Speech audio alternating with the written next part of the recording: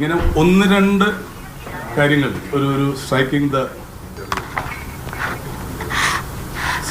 The എന്താ പറയുക, നമ്മൾ ഇനിയൊരു അവസരം ഉണ്ടാവില്ലല്ലോ, അങ്ങനെയാണ് സംഭവിച്ചത്. നമ്മൾ നേരത്തെ പറയാത്ത എന്തെങ്കിലും കാര്യങ്ങൾ പുതുതായി അല്ലെങ്കിൽ കൂടുതലായി അന്വേഷണ സംഘത്തോട് പറഞ്ഞില്ല, എന്തെങ്കിലും തെളിവുകൾ അങ്ങനെ അത്തരത്തിൽ എന്തെങ്കിലും?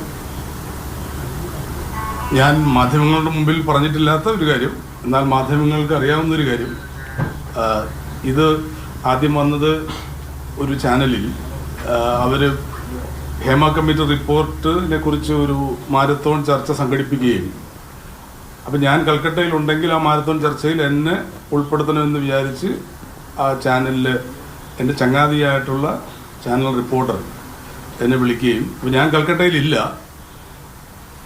ആ ചേട്ടൻ്റെ ഇൻ്റർവ്യൂ ആണ് എടുക്കേണ്ടതെന്ന് പറഞ്ഞപ്പോഴാണ് ഞാൻ ഈ 15 കൊല്ലത്തിനേക്ക് മുമ്പേക്ക് എൻ്റെ മനസ്സ് പോയത്. അപ്പോൾ ഈ ഹേമ കമ്മീഷൻ ഉണ്ടാക്കിയ ഒരു അന്തരീക്ഷ മർദ്ദം എല്ലാവരും അനുഭവിച്ചുകൊണ്ട് പോലെ തന്നെ ഞാനും അനുഭവിച്ചു. അപ്പോഴാണ് ഞാൻ പറഞ്ഞത്, അവരത് പറയുമോ ഇല്ലയോ എന്ന് എനിക്ക് അറിഞ്ഞുകൂടാ, ഞാനൊരു നമ്പർ തരാം, ഇങ്ങനെയൊരു സംഭവം ഉണ്ടായിട്ടുണ്ട്.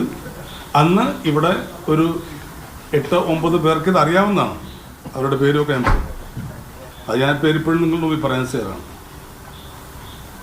ആ ചാനൽ രാത്രി 10:15 ഇവരുടെ ഇൻ്റർവ്യൂ എടുക്കുകയും പിറ്റേ ദിവസം അത് ടെലികാസ്റ്റ് ചെയ്തപ്പോൾ എന്തുകൊണ്ടോ ഇദ്ദേഹത്തിൻ്റെ പേരുണ്ടായില്ല, ഈ സംവിധായകൻ്റെ പേരുണ്ടായില്ല. അപ്പോഴാണ് അവരെന്നെ വിളിക്കുന്നത്, what is this Joshiji, I have named the person and they have edited it out.